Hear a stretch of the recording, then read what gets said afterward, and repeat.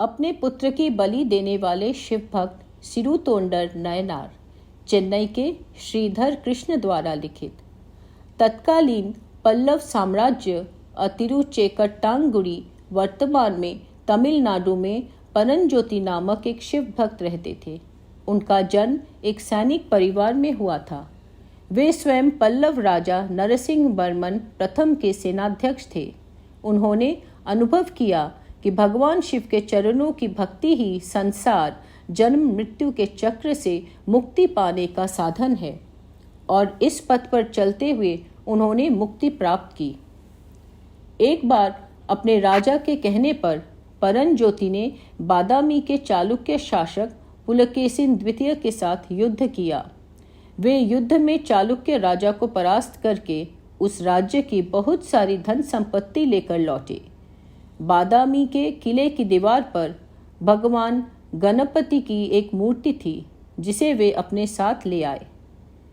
तिरुचेक्कट्टांगुडी के उत्तिर पशुपतीश्वर स्वामी नामक एक भक्त ने भगवान शिव के मंदिर परिसर में उस गणपति की मूर्ति के लिए एक मंदिर का निर्माण किया। श्री मधुस्वामी दीक्षितर की एक प्रसिद्ध कर्नाटक रचना, जिसका नाम बातापि गणपतिम भजेहम है, इसी गणपति की स्तुति में लिखी गई है। युद्ध में विजय हुई, यह सुनकर राजा प्रसन्न हुए। राजा को सूचित करते हुए मंत्री ने कहा कि परंज्योति भगवान शिव के एक अनन्य भक्त हैं।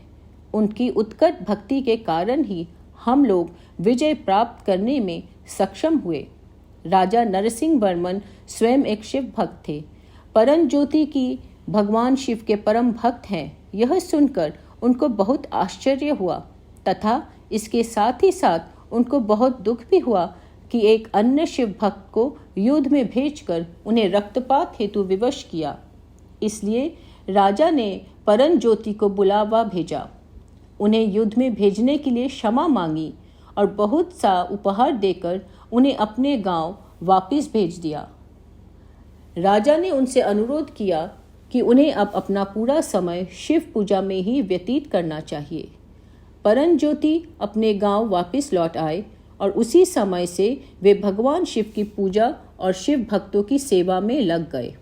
उनका नियम था कि वे किसी शिव भक्त को भोजन कराए बिना भोजन नहीं करते थे। वे स्वयं को भगवान शिव तथा अन्य शिव भक्तों का एक छोटा सा सेवक मानते थे। इसीलिए उनका नाम सिरुतोंडर पड़ा। तमिल भाषा में सिरुतोंडर का अर्थ है छोटा नौकर। भगवान शिव इस महान संत की महिमा को सबके सामने प्रकट करना चाहते थे। इसीलिए एक दिन भगवान शिव एक बैरावर, शिव योगियों का एक विशेष वर्ग, इनके रूप में सिरुतोंडर के घर के सामने आए। भगवान ने सिरुतोंडर के दासी संदना से पूछा, क्या तुम्हारा मालिक घर पर है? दासी ने उत्तर दिया, नहीं, वह एक शिव भक्त को खोजने गए हैं। शिव भक्त को खिलाए बिना मेरे मालिक सिरुतोंडर स्वयं भोजन नहीं करते हैं। दासी ने सोचा कि एक शिव भक्त आ गए हैं, उनको बैठाने पर सिरुतोंडर आकर इन्हें भोजन कराएंगे। इसीलिए दासी ने बैरावर को घर के अंदर आकर बैठने के लिए कहा, क्योंकि उसे भय हुआ कि कहीं यह बैरावर चले न जाए। बैरावर ने उत्तर दिया, मैं उस घर में प्रवेश नहीं करूंगा जिसमें महिला अकेली हो। सिरुतोंडर की पत्नी तिरुवेंकट्टू बैरावर के इन शब्दों को सुनकर जल्दी से बाहर आ गई और बैरावर से पति के वापस घर आने तक प्रतीक्षा करने की प्रार्थना की। बैरावर ने पुनः कहा, जब वह वापस आए तो उससे कहना कि मैं मंदिर के पास पेड़ के नीचे बैठा हूँ। यह कहकर बैरावर चले गए। इस घटना के तुरंत बाद सिरुतोंडर वापस आए।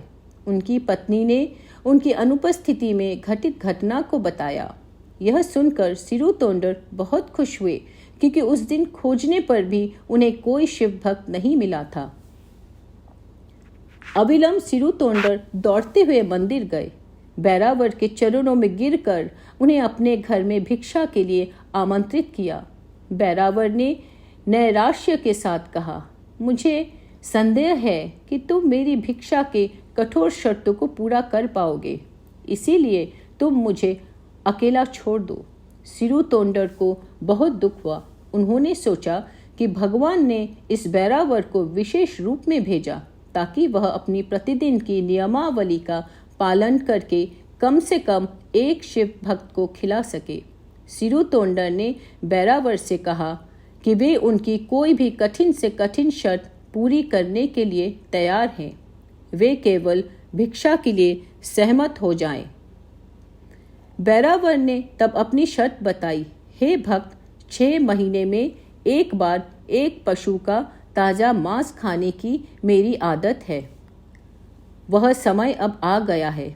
मुझे संदेह है कि तुम मुझे संतुष्ट कर पाओगे। तमिल भाषा में पशु के 2 अर्थ होते हैं, एक मनुष्य, दूसरा जानवर।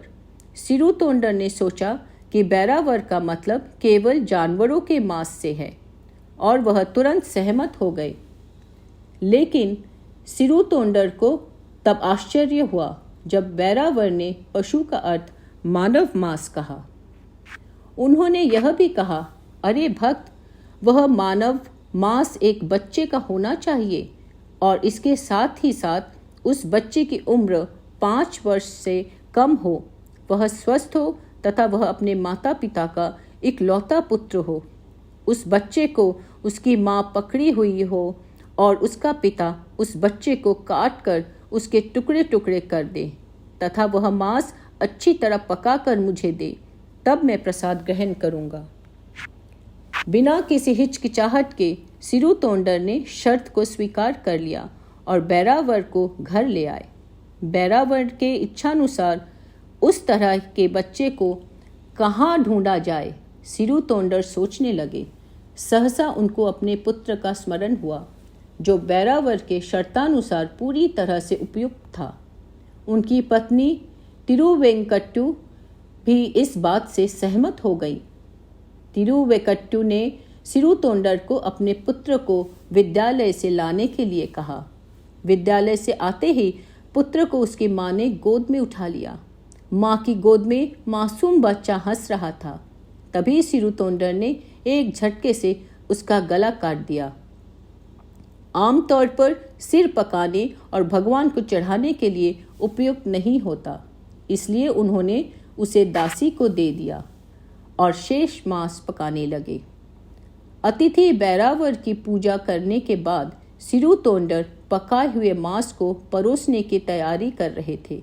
बैरावर ने मांस पकाने की विधि का पता लगाया और सिरु तोंडर ने सब कुछ बता दिया, केवल इस एक बात को छोड़कर कि यह उनके अपने पुत्र का मांस है। बैरावर ने कहा कि वह सिर भी खाएंगे। दासी ने इसका पूर्वानुमान लगाकर सिर को पकाकर तैयार रखा था। सिरु तोंडर ने बैरावर से भोजन करने का अनुरोध किया। बैरावर यह चाहते थे कि उनके साथ एक और शिव भक्त भोजन करे। स्वयं सिरु तोंडर के अलावा वहाँ और कोई नहीं था। बैरावर को खुश करने के लिए अपने पुत्र का ही मांस खाने वे उनके साथ बैठ गए। बैरावर अभी भी प्रसाद नहीं खा रहे थे। उन्होंने एक शर्त सामने रखी। बैरावर ने कहा कि जब तक यजमान का पुत्र उनके साथ नहीं भोजन करता तब तक वे प्रसाद ग्रहण नहीं करेंगे। सिरु तोंडर ने चतुराई से बताया कि उनका पुत्र घर में नहीं है और इसलिए उनके साथ भोजन में सम्मिलित नहीं हो सकता। लेकिन बैरावर ने जोर देकर कहा, बाहर जाओ और उसे बुलाओ, वह आएगा। सिरु तोंडर ने बैरावर की आज्ञा का पालन किया और वैसा ही किया जैसा उनको करने के लिए बैरावर ने कहा था। सिरु तोंडर बाहर जाकर अपने पुत्र का नाम लेकर पुकारे, सिराला, अर्थात सिराला आओ। आश्चर्य से भी आश्चर्य, जैसे ही उसके पिता ने उसे जोर से पुकारा, सिराला दौड़ता हुआ पिता के पास आ गया। अपने बच्चे को जीवित देखकर सिरु तोंडर तथा उसकी पत्नी विस्मित हो गए। सिरु तोंडर ने कहा, सिराला, बैरावर तुम्हारे साथ भोजन करना चाहते हैं। इतना कहकर उन्होंने घर के भीतर प्रवेश किया जहां बैरावर भोजन कर रहे थे। लेकिन वहाँ ना तो बैरावर थे और ना मांस ही था, सभी अदृश्य हो गए थे। जब सिरु तोंडर तथा उनकी पत्नी तेरू वेगट्टू बैरावर को खोज रहे थे, तभी भगवान शिव उनके सामने प्रकट हुए, उन्हें आशीर्वाद दिया और उन्हें स्वधाम में ले गए।